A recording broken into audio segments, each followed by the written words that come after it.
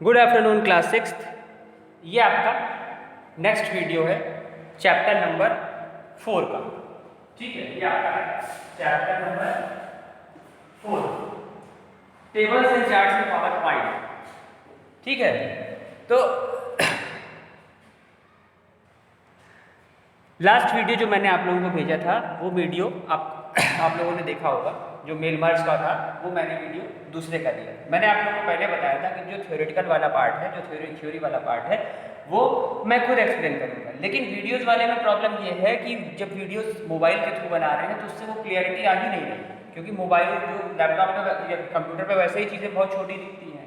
तो जो प्रोफेशनल्स लोग होते हैं, जो लोग प्रैक्टिकल वीडियो बनाते हैं, उनका तरीका अलग होता है। उनके पास उस तरह के सॉफ्टवेयर होते हैं और लैपटॉप और सारी चीज़ें होती हैं जिससे कि वो इजीली उस वीडियो को बना सकते हैं। मेरे पास वो सारी चीज़ें हैं ही नहीं। यहाँ पर इस तरह का कोई सॉफ्टवेयर ही नहीं है जिससे कि हम वो जो साथ में हम वीडियो पे सारी वर्किंग भी करते रहे और वो रिकॉर्ड भी होता रहा। मैंने कोशिश तो की थी इस तरह के सॉफ्टवेयर को करने की, लेकिन वो सब सॉफ्टवेयर परचेज करने पड़ते हैं और बड़े महंगे भी आते हैं।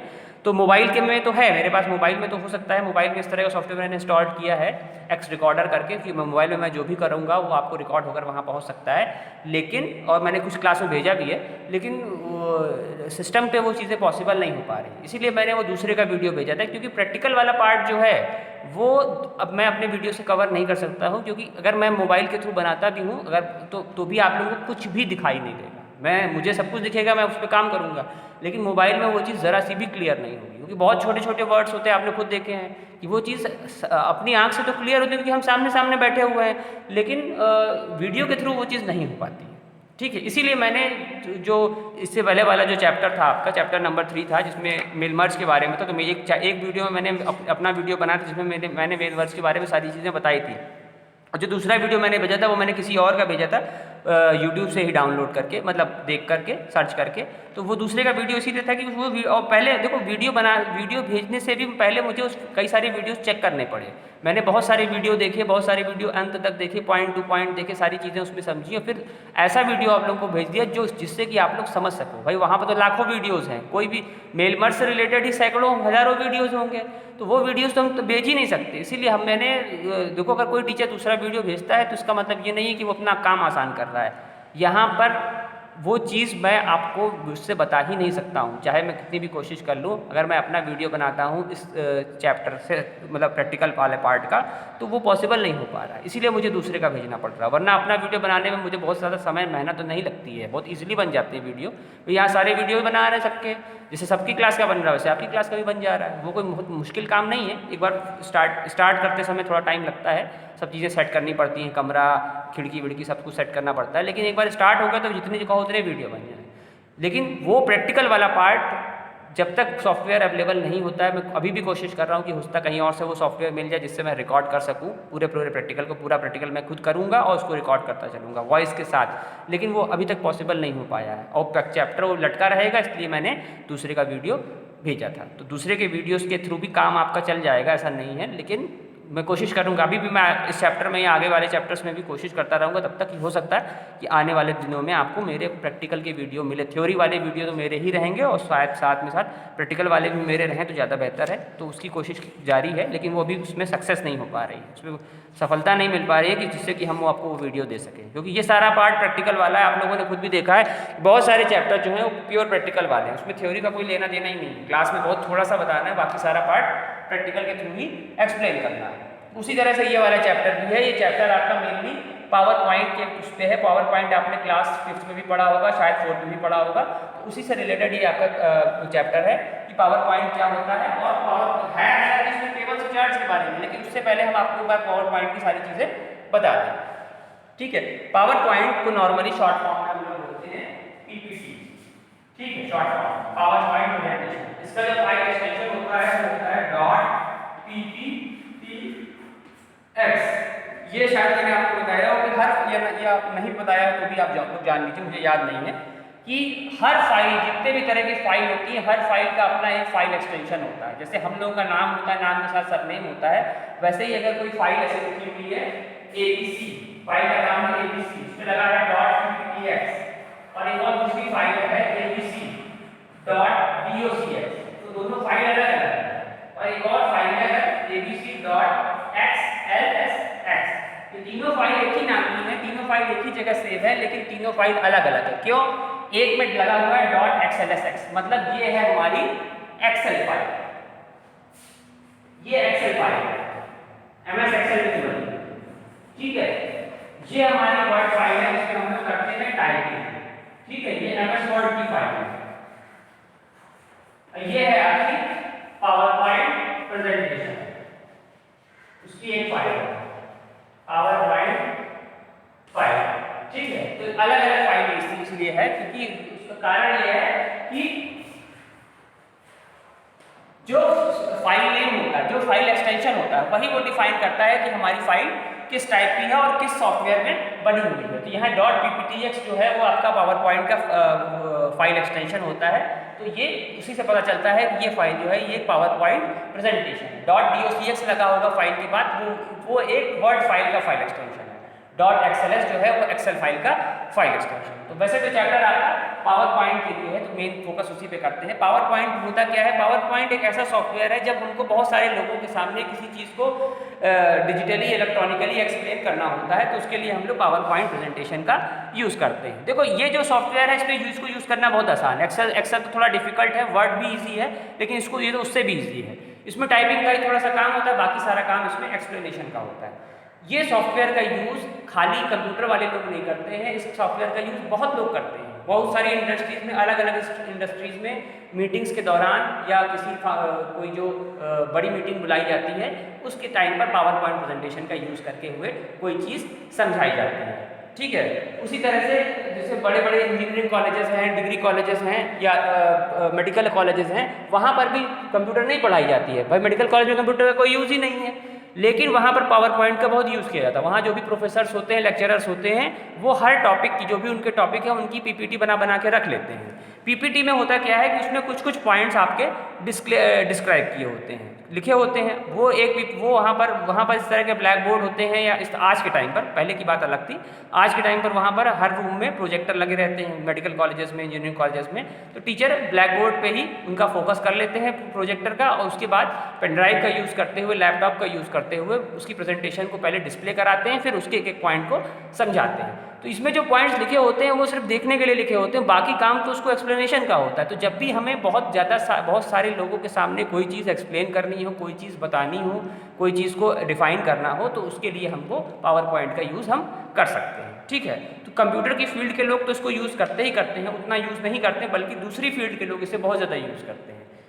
इन सब कॉलेजेस में क्या होता है कि वहाँ कोई एक बुक नहीं होती है, ऐसा नहीं कि वहाँ कोई, जैसे आपका जो क्लास 12 तक का करिकुलम है, जो सिलेबस है, उसमें बुक्स हैं, उनमें बुक्स के अकॉर्डिंग सब कुछ चलता है। लेकिन 12th के बाद की जो भी कहानी है वो बुक्स के अकॉर्डिंग नहीं चलती है, उसमें कोर्स डिफाइन होता है। वो जो टॉपिक्स डिफाइन होते हैं वो टॉपिक्स कोई कहीं से भी पढ़ सकता है, कहीं से भी बता सकता है, किसी भी बुक से पढ़ सकते हैं। तो वहाँ एक ही चीज़ की कई सारी बुक्स यूज़ की जाती हैं। बहुत बार कभी क्या होता है, कोई चैप्टर किसी बुक में अच्छे से बताया गया, कोई चैप्टर किसी बुक में अच्छे से बताया गया, तो एक ही सब्जेक्ट की 3-4 बुक खरीदनी पड़ती है वहाँ पर, ठीक है। बड़ी क्लासेस में तो ही 3 चैप्टर होते हैं, 2 सब्जेक्ट होते हैं। ग्रेजुएशन में कोई जाएगा तो उसको 3 सब्जेक्ट पढ़ने पड़ेंगे, लास्ट ईयर पहुँचते उसके 2 ही सब्जेक्ट रह जाते हैं। लेकिन वो देखने में लगता है कि 2 सब्जेक्ट है, उन सब्जेक्ट के भी पार्ट्स निकल आते हैं, उनके भी 2-2, 3-3 पेपर होते हैं। मैथ के 6-6 पेपर होते हैं, इकोनॉमिक्स होगा तो उसके भी 2 पेपर होंगे, 3 पेपर होंगे। इस तरह अदर सब्जेक्ट के भी 2-2, 3-3 पेपर्स होते हैं। तो इस तरह से वो बड़ा होता है, ऐसा नहीं कि छोटा होता है। तो वहाँ पर अब जो प्रोफेसर या जो भी लेक्चरर्स हैं वो लोग इनकी प्रेजेंटेशन, आज के टाइम में, पहले के टाइम की बात अलग थी, वो लोग प्रेजेंटेशन बनाकर रख लेते हैं। हर साल वो लोग वही कहानी उन्हीं नए स्टूडेंट्स को एक्सप्लेन कर दिए जाते हैं, उससे उनकी मेहनत बच जाती है। उनको हर साल वो प्रेजेंटेशन चेंज नहीं करनी है, उनको वही चीज़, वही क्लास बार पढ़ानी है। बस स्टूडेंट चेंज होंगे, अगली बार फर्स्ट ईयर में कोई और स्टूडेंट होगा, उसके बाद कोई और स्टूडेंट होगा। जैसे मान लीजिए जैसे वीडियो ही है, ये वीडियो मैंने बना के रख लिया। अब मान लो किसी बच्चे का नया एडमिशन हो जाता है, या इससे पहले के जो वीडियो बना के रखे हुए हैं, किसी बच्चे का न्यू एडमिशन होता है अक्टूबर में, मान लो, ऐसा होगा नहीं, लेकिन मान लो होता है, या मान लो किसी का जुलाई में एडमिशन हुआ, मैंने पहले से वीडियो बना के रखे हुए हैं। अब वो हमको फिर से उसको एक्सप्लेन करने की ज़रूरत नहीं है, वो सारे वीडियो उसको हम भेज देंगे, वो सारे वीडियो देखे उसको समझ जाएगा। तो ये तो एक जनरल ऐसे हुआ आपको बताने के लिए।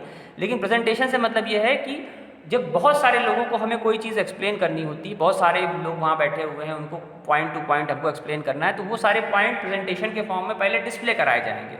फिर उनको मेन पार्ट यहाँ एक्सप्लेनेशन का ही है, जो भी आया है वो पहले उन चीज़ों को बारी बारी एक्सप्लेन करेगा, एक्सप्लेन करने के बाद ही वो चीज़ें क्लियर होंगी। तो यहाँ पर एक पेज पे 5 से 6 पॉइंट बनाए जाते हैं, जो आप लोगों ने प्रेजेंटेशन सॉफ्टवेयर यूज़ किया होगा पहले की क्लासेस में, 3rd में भी है और शायद उसमें भी है, आपके 4th में भी है, 5th में भी तो है ही है।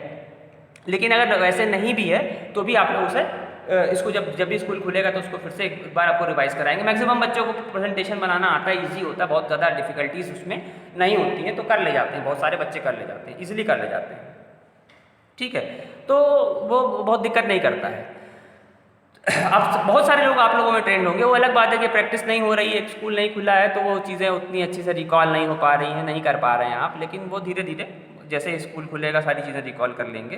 तो उसमें मेनली आपको 5 से, नॉर्मली जो भी टीचर आपको बताएगा कहेगा 5 से 6 पेजेस की किसी भी सब्जेक्ट के ऊपर, अगर जैसे मैं बनवाता हूँ प्रेजेंटेशन तो उसमें आपको कहूँगा कि वाटर साइकिल जो सब्जेक्ट है आपका, टॉपिक है साइंस का, उसके ऊपर प्रेजेंटेशन बनाओ।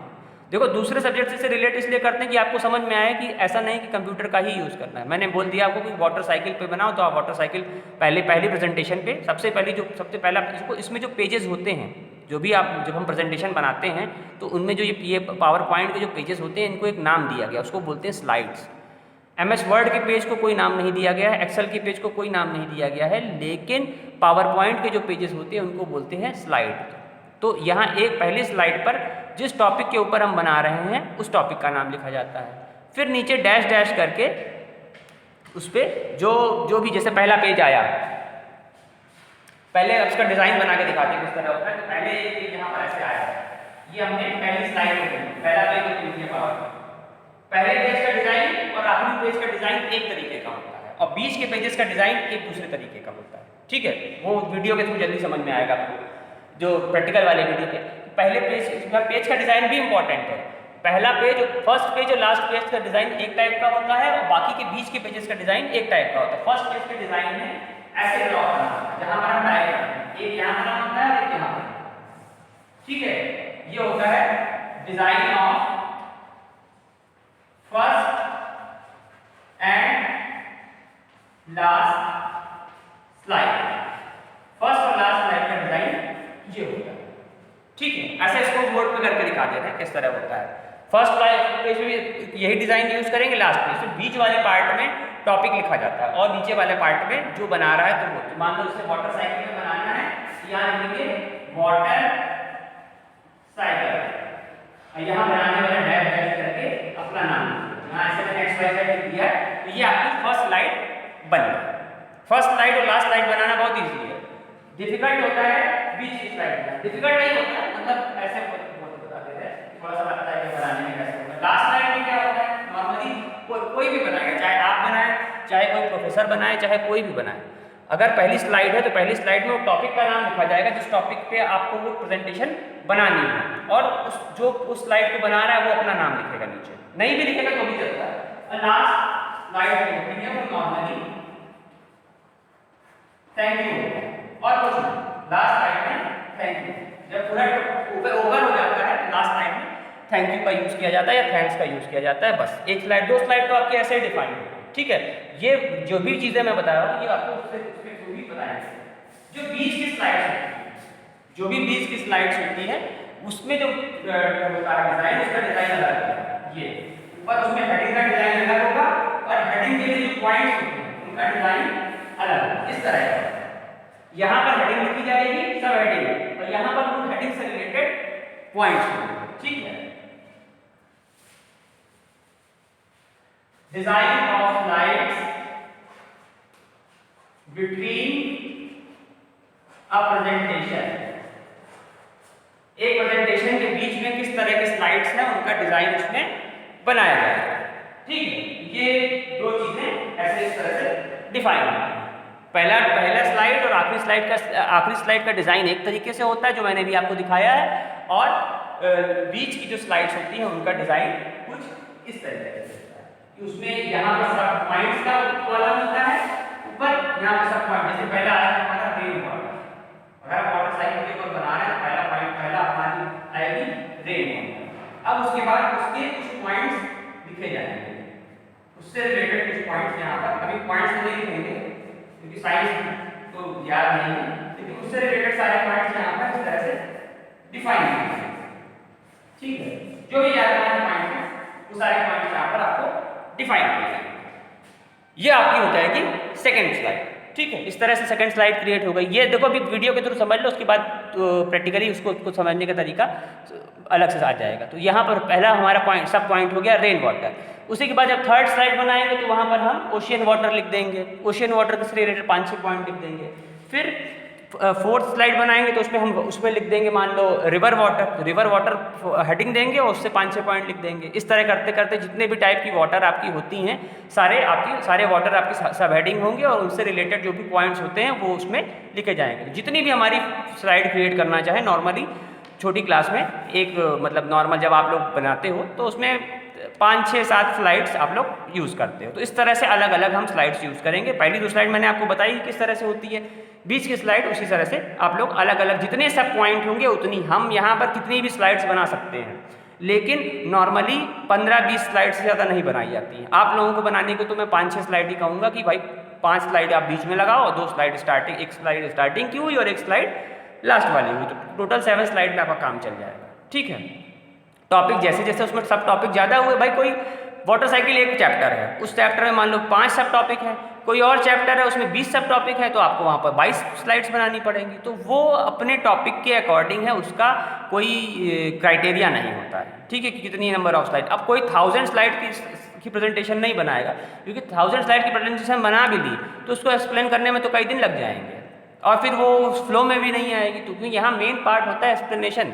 कि अगर हमने पहला पेज ओपन किया है कि पहला पेज पहले अपीयर हुआ स्क्रीन पे, प्रोजेक्टर की स्क्रीन पे आया कि वाटर साइकिल, तो उससे समझ में आ गया कि ये जो प्रेजेंटेशन बन रही है वाटर साइकिल से रिलेटेड प्रेजेंटेशन बन रही है। उसके बाद सेकंड पेज आया रेन, पहले तो वाटर साइकिल बताया जाएगा, पहले पेज को पहले चलेगा 5-10 मिनट पहला पेज, जितना भी टाइम वो जो प्रेजेंटर है जो भी उस प्रेजेंटेशन को बनाया है जिसने, उसको पहले वो एक्सप्लेन करेगा पूरे अच्छे से। उसके बाद वो सेकंड पेज पे जाएगा रेन वाटर पे, अब वहाँ लिख कर आएगा रेन वाटर। अब रेन वाटर पे जितने पॉइंट है उन पॉइंट्स पे 5 से 7 मिनट उनको वो बारी बारी से डिटेल में एक्सप्लेन करेगा। यहाँ मेन पार्ट एक्सप्लेनेशन का होता है, लेकिन वो पार्ट आपको नहीं जानना है। एक्सप्लेन भाई वाटर साइकिल के बारे में मुझे थोड़ी ना कोई जानकारी है, वो तो मैंने एक ऐसे टॉपिक उठा के रख दिया आपके सामने। लेकिन वो तो जैसे अब मनीष सर बनाएंगे तो या जो भी साइंस पढ़ाता है वो बनाएगा वाटर साइकिल के बारे में, हम बनाएंगे तो हम बनाएंगे व्हाट इज कंप्यूटर के बारे में कि व्हाट कंप्यूटर क्या होता है, उससे रिलेटेड। मैथ का कोई टीचर होगा तो वो नंबर सिस्टम या अलजेब्रा या ज्योमेट्री इसके बारे में बनाएगा। तो इस तरह से किसी भी चैप्टर को डिफाइन करने के लिए, किसी भी टॉपिक को डिफाइन करने के लिए हम लोग प्रेजेंटेशन का यूज़ कर सकते हैं। प्रेजेंटेशन का यूज़ करने से वो टॉपिक भाई डिजिटली फॉर्म में भी रहेगा और आपको ईजिली समझ में भी आएगा। ठीक है, तो मैक्सिमम जब बहुत सारे लोगों को हमें कोई चीज़ एक्सप्लेन करनी होती है तो उस केस में उसका यूज़ किया जाता है। ठीक है, तो इसीलिए मैंने पहले भी आपसे कहा कि इस सॉफ्टवेयर का यूज़ सिर्फ कंप्यूटर की फील्ड के लोग नहीं करते हैं, हर फील्ड के लोग करते हैं। जितनी भी फील्ड के लोग हैं जो भी इस तरह की चीज़ों से जुड़े हुए, जहाँ पर भी कुछ पार्ट में एक्सप्लेन करना है, मीटिंग्स होती हैं, कंपनीज की जो मीटिंग्स होती हैं उनमें भी उनको कोई टॉपिक होता है, कोई मुद्दा होता है, तो उसको एक्सप्लेन करने के लिए प्रेजेंटेशन का यूज़ किया जाता है। ठीक है, तो प्रेजेंटेशन कोई भी यूज़ कर सकता है, बहुत सारी जगह भी यूज़ कर सकते हैं। सिर्फ कंप्यूटर से इसका, मैंने पहले भी कहा, सिर्फ कंप्यूटर से इसका लेना देना नहीं है।